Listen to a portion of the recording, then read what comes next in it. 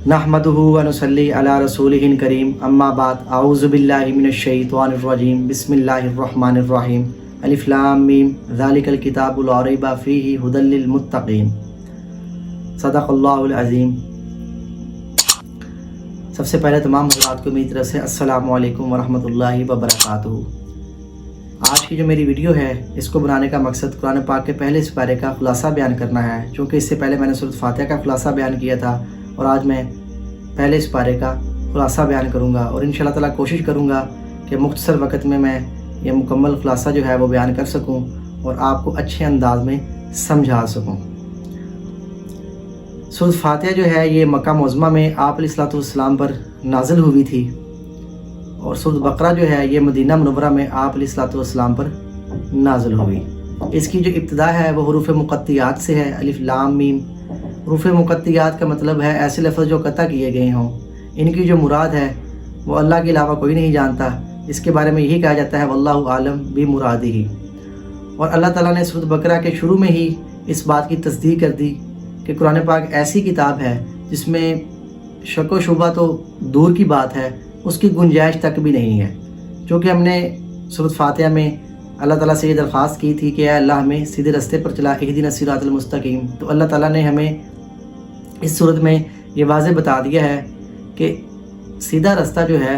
वो यही किताब है, कि ये जो किताब है इसके अंदर जो पैगाम है, जो मामलात हैं, जो अल्लाह ताला हमें नज़रियात सिखा रहे हैं, इसके अंदर तमाम जो पैगाम है, ये किताब ऐसी सीधी है कि इसमें किसी किस्म का भी कोई शक या शुबा नहीं है। इसके अंदर हिदायत ही है और ये हिदायत जो है वो आगे अल्लाह ताला ने बयान कर दिया,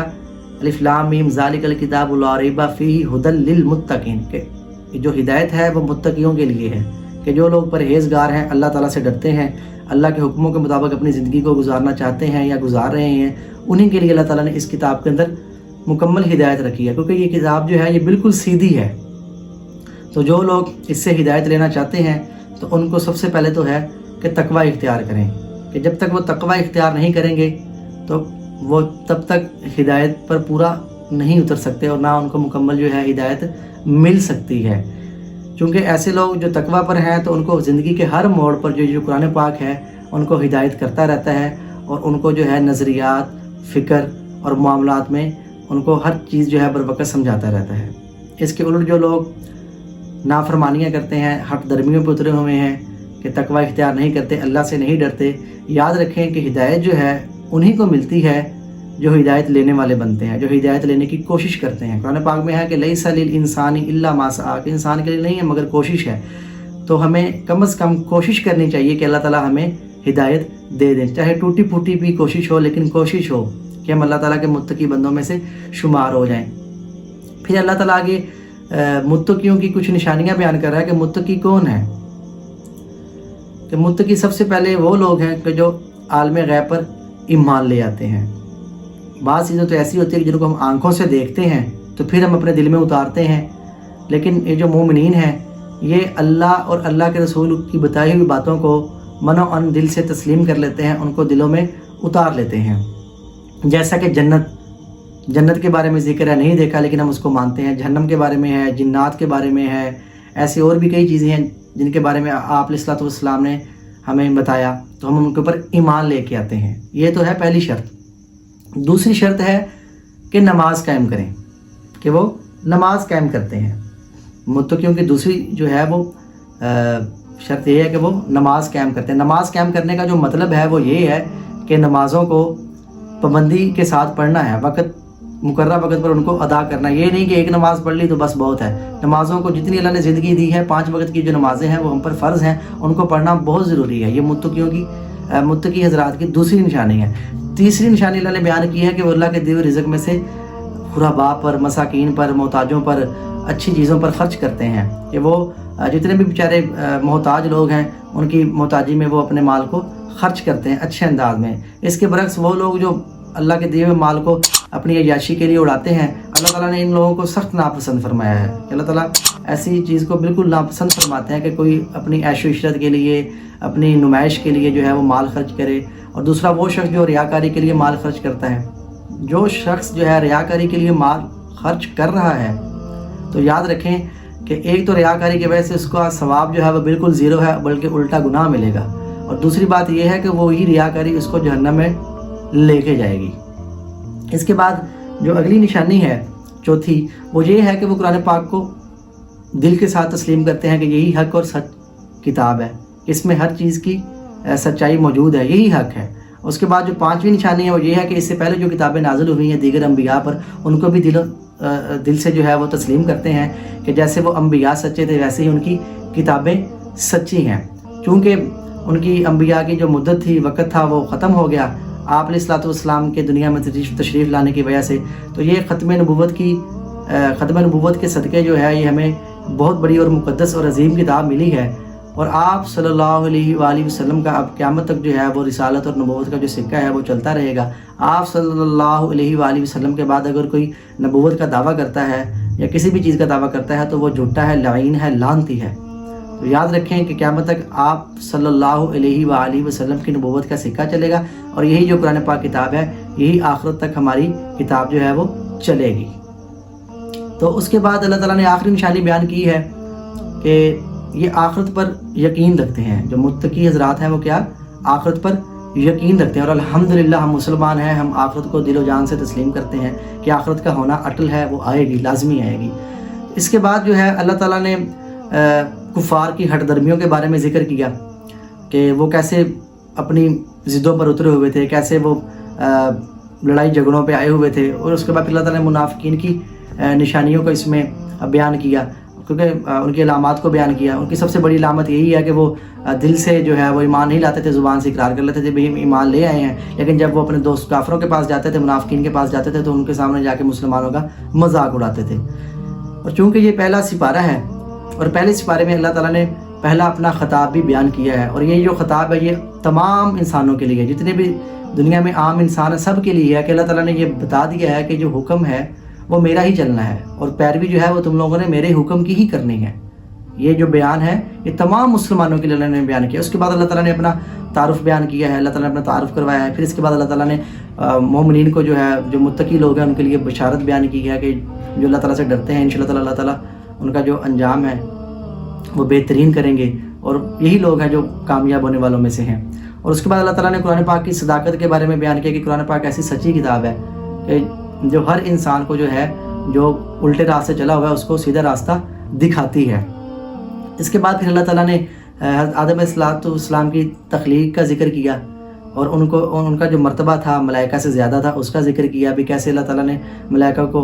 हुक्म दिया कि वो आदम अलैहिस्सलाम का जो है आदम अलैहिस्सलाम को जो है वो सजदा करें, सजदा रेज़ हों, तो उन्होंने सजदा किया। और शैतान जो था वो बदबख्त, उसने इनकार किया तो मरदूद हो गया। इसमें एक चीज़ ये भी हमें मिलती है कि अल्लाह ताला ने जो हमें हुक्म किया है हम उसको मान लें, जो अल्लाह ने हमें हुक्म किया है हम उसको माने, और जिस चीज़ से अल्लाह ताला ने हमें रोक दिया है हम रुक जाएं। अगर हम अल्लाह ताला के हुक्मों को तोड़ेंगे तो याद रखें अल्लाह ताला हमें मरदूद कर देंगे, हमें रद्द कर देंगे अल्लाह ताला। क्योंकि ये जो सूरत है ये मदीना मुनव्वरा में नाजिल हुई है, तो वहाँ पर मदीना मुनव्वरा में उस दौर में यहूदी आबाद थे, तो अल्लाह ताला ने इस सूरत में या बनी इसराइल के ज़रिए आयत के ज़रिए जो है उनको बनी इसराइल की नेमतों के बारे में याद दहानी करवाई बार बार, ताकि वो अल्लाह ताला की इतायत कर सकें। सिर्फ़ और सिर्फ इतायत की तलकीन के लिए अल्लाह ताला ने उनको ये याद दहानी कराई भी, कैसे आसमान से उनके लिए बने बनाए खाने आते रहे हैं, कैसे उनके लिए मनो सलवा आसमान से आता रहा, कैसे उनके लिए पत्थरों से पानी निकाल दिया, कैसे उनके सामने जो है फ़िरौन का जो लश्कर था उसको अल्लाह ताला ने उनके आंखों के सामने जो समंदर बुर्द कर दिया। ये देखने वाली चीज़ थी ना कि अल्लाह ताला ने कहा भी निशानियाँ हैं, तुम देखो ईमान ले आओ, लेकिन वो फिर उन्हीं हटदर्मियों में थे, तो बहरहाल वो ईमान जो है वो नहीं लाए। तो मैंने इसका जिक्र करना था कि सूरत बकरा जो है ना, इसमें बनी इसराइल के एक आदमी का अभी जिक्र किया है अल्लाह ताला ने कि इस सूरत बकरा को जो नाम रखा गया है वो क्यों रखा गया है, उसके बारे में एक छोटा सा वाक़या है। बनी इसराइल में एक शख्स था, बहुत मालदार था, बहुत अमीर तरीन था, तो उसकी कोई औलाद नहीं थी, तो उसका एक भतीजा था تو وہ جو اس کی وراثت تھی وہ اس کے بھتیجے کو ملنی تھی، اور اس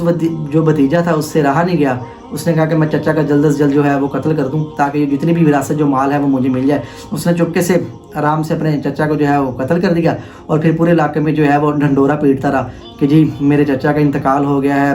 میں مر رہا ہوں، میں یہ وہ، مطلب کہ سارا دھوکہ فراڈ کرتا رہا کہ میں بہت غمگین ہوں، میرا دنیا میں کون رہ گیا ہے۔ تو ان سے لوگوں نے کہا کہ تو آپ حضرت موسیٰ علیہ الصلوۃ والسلام کے پاس جائیں تو وہ آپ کو ان شاء اللہ تعالیٰ کوئی نہ کوئی جو ہے وہ ہدایت کر دیں گے، تو جو وہ کہیں اس کو مان لینا۔ تو وہ جو ہے حضرت موسیٰ علیہ الصلوۃ والسلام کے پاس آئے تو انہوں نے سارا واقعہ ذکر کر دیا کہ ہمارے ساتھ یہ ہوتا ہے۔ حضرت موسیٰ علیہ السلام کو اللہ تعالیٰ نے فرمایا بھی ان سے کہو کہ نا ایک گائے ذبح کرو،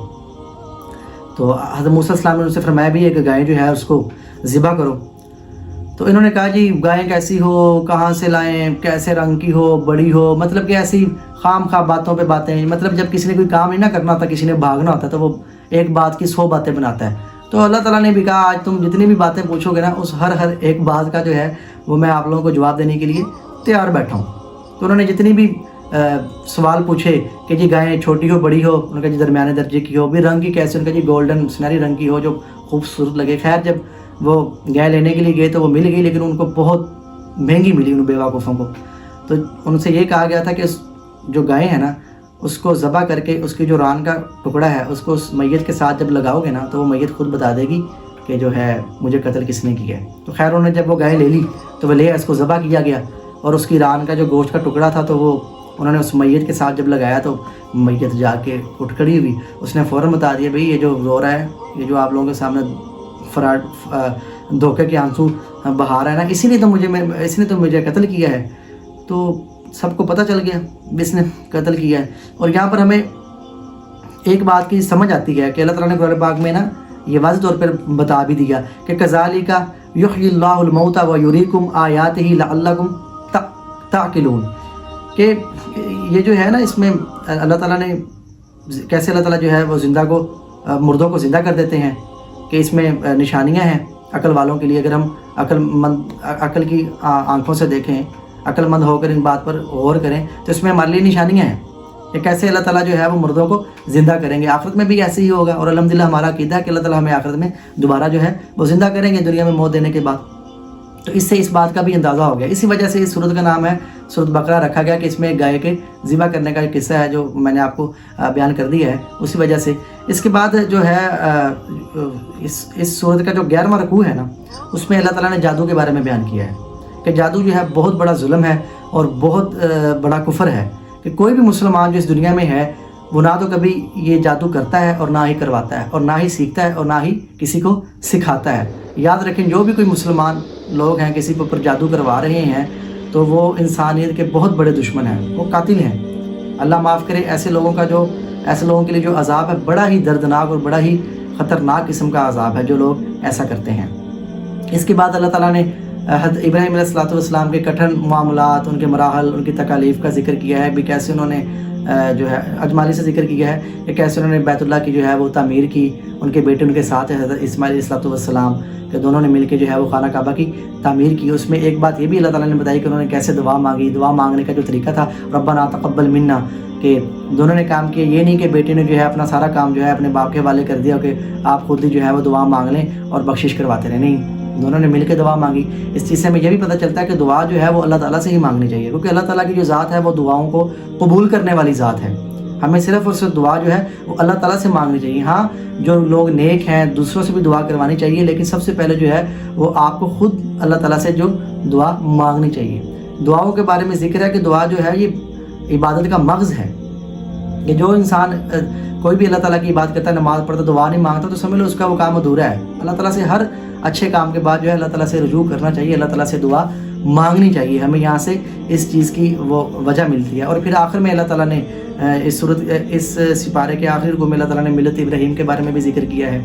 اور پھر اس کے بعد اللہ تعالیٰ نے حضرت یعقوب علیہ الصلوۃ والسلام کے بارے میں ذکر کیا کہ کیسے انہوں نے حالت مرگ میں موت کے وقت انہوں نے اپنے بچوں سے جو ہے وہ وصیت کی، جیسے کہ عام طور پر ہمارے ہاں جب کوئی فوت ہوتا ہے تو وہ اپنے مال کی وراثت کی تقسیم کے لیے اپنے بچوں کے سامنے وصیت کرتا ہے۔ ایسے یعقوب علیہ الصلوۃ والسلام نے بھی اپنے بچوں کے سامنے وصیت کی تھی۔ انہوں نے مطلب کہ یہ پوچھا نا اپنے بچوں سے کہ بھائی ما تعبدون، کہ تم جو ہے وہ کس کی عبادت کروگے؟ تو بچوں نے کہا جی الہن واحدن، کہ ہم ایک اللہ کی جو ہے وہ عبادت کریں گے، نحن لہ مسلمون، اس لیے کہ ہم جو ہیں وہ مسلمان ہیں۔ تو یہ تھا کہ انہوں نے جو ہے وصیت اسی چیز کی کرنی تھی کہ اللہ تعالیٰ فرماتے ہیں کہ جو میرے پیغمبر میرے نبی ہیں نا، یہ جو وصیت کرتے ہیں ان کو یہی ہے کہ وہ میرے وہ توحید کے اوپر اور میری فرما برداری کے اوپر جو ہے وہ وصیتیں کریں۔ تو بھائی دوستو، یہ میرا آج کی ویڈیو کا جو ہے وہ مطلب کہ آج کے جو سپارے کا خلاصہ تھا وہ میں نے اس ویڈیو میں بیان کر دیا ہے۔ امید کرتا ہوں کہ انشاءاللہ تعالیٰ آپ کو سمجھ آ جائے گی،